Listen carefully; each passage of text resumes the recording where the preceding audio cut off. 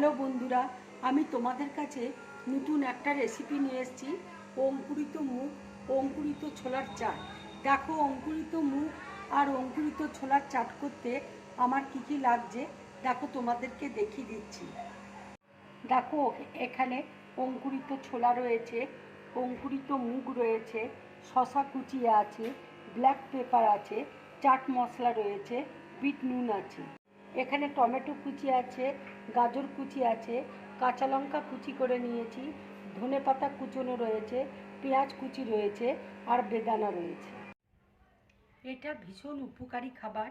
এর মধ্যে প্রচুর পরিমাণে ফাইবার আছে, মিনারেল আছে।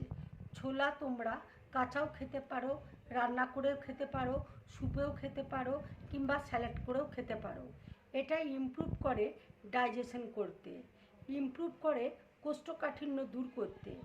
এবার দেখো, আমি চাটটা তৈরি করে তোমাদেরকে দেখাচ্ছি।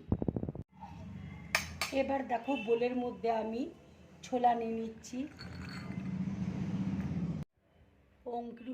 অঙ্কুরিত দেখো মুগ ডাল আমি নিয়ে নিচ্ছি,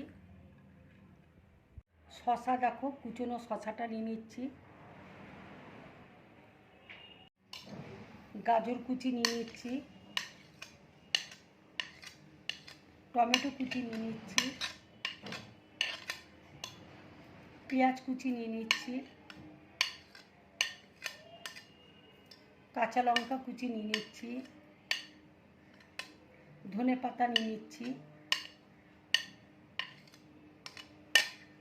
বেদানা দেখো দিয়ে দিচ্ছি, আন্দাজ মতো দেখো বিট নুন দিয়ে দিচ্ছি,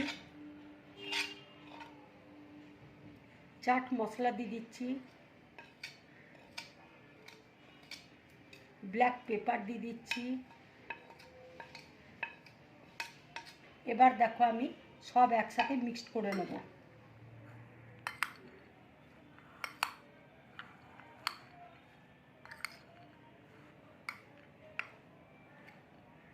এবার দেখো, লেবুর রস দিয়ে দিচ্ছি,